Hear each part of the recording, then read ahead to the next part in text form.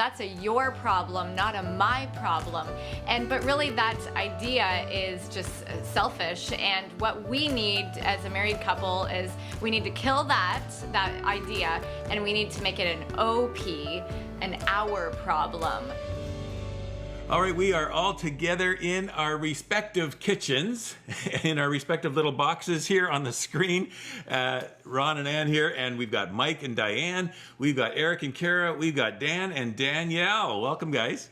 You know, I love the illustration that Gary Thomas used about killing spiders, because, you know, to one spouse, the spider might be this tiny little creature that you can barely see, but to the other spouse, that exact same spider might...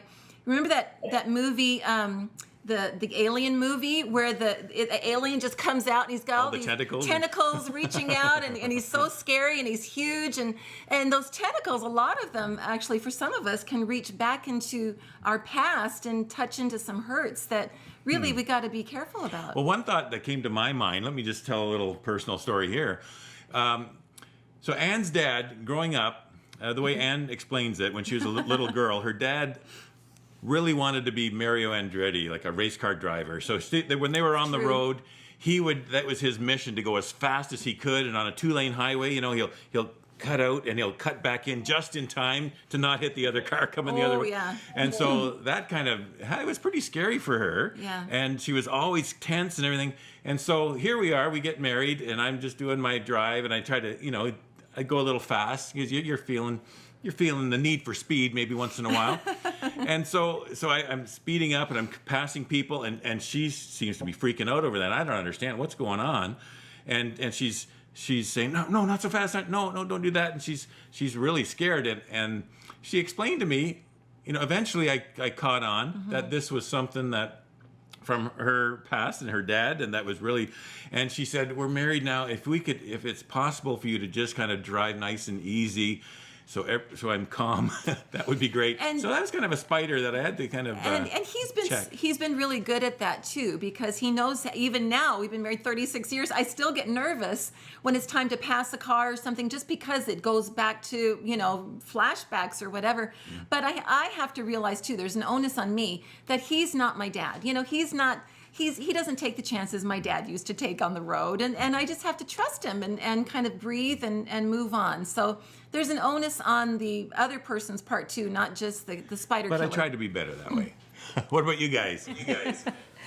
Well, since we've been in quarantine, we've had to kill a few spiders, and one in particular, we were talking a couple months ago, and I mentioned to Mike that sometimes when we talk, when I'm trying to explain something or tell him something, he had the tendency to either cut me off or not hear me all the way.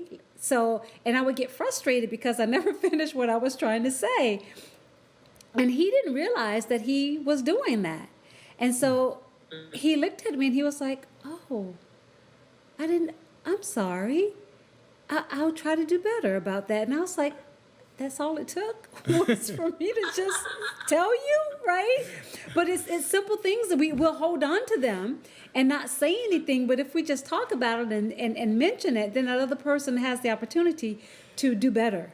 That's right. Well, that's right. That was actually a pretty easy spider to kill. They all aren't easy though, right? And so just want to just say to couples, if you've got some spiders in your life, many of them aren't as intimidating as they look, right? So you want to be bold enough to just go out there and try to tackle them, try to deal with those spiders in your life, and be proactive about it.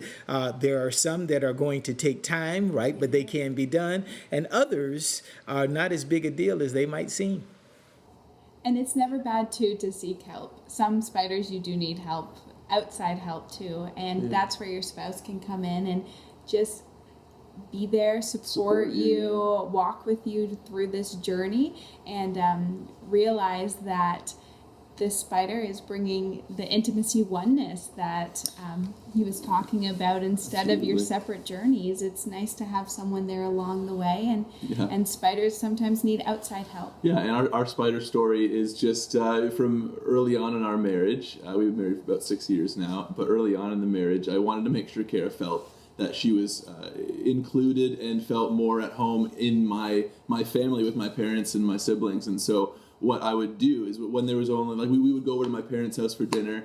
What I would do is at the dinner table where we sit, like, my dad would be at the head of the table, and there would be only 3 of us left, an odd number, so there's always going to be an odd man out. And so I would make sure that Kara got the in seat, where there's someone in front of her, someone to her left, someone to her right, and I'll take the odd man out seat because I want her just to make sure she feels included. And so I could, maybe that's more of a preemptive spider strike, but I just wanted to do that for her, to make sure that she feels included and that her life can be better.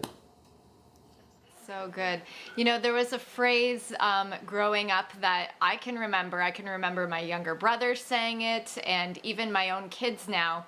And it says this, that's a YP, not an MP. And what that stands for is, that's a your problem, not a my problem. But really that idea is just selfish. And what we need as a married couple is, we need to kill that idea, and we need to make it an OP, an our problem.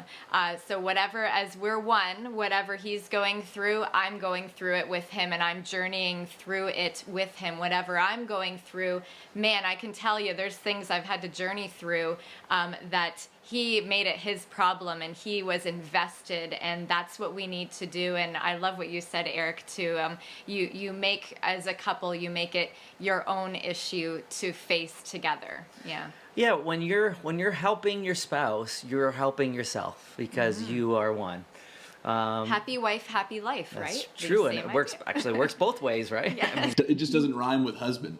no, it doesn't rhyme with husband, so we say it the one way, right? But I mean, if you bring student debt into a marriage or something, it's not just, well, it's your problem to figure out how to, your finances are one, you are one, it's together, it's your debt, and it's similar to that. It's the things we bring in, we work through them together, and you know what? We're going to be better at tackling those together, because we have our own blind spots, but that our spouse was able to see, the way out that we maybe couldn't see, and can bring their strengths to the table that we probably don't even have to get out of there. So. And then it becomes an OV, our victory. Oh, did you? Wow. That was on. Good. All right. It's all really good. Thank you, everybody, for giving us your wisdom. It's good stuff.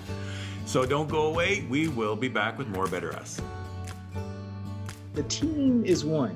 And if the team is one, and you and I are on the same team, and the team is one, it means that I am you and you are me.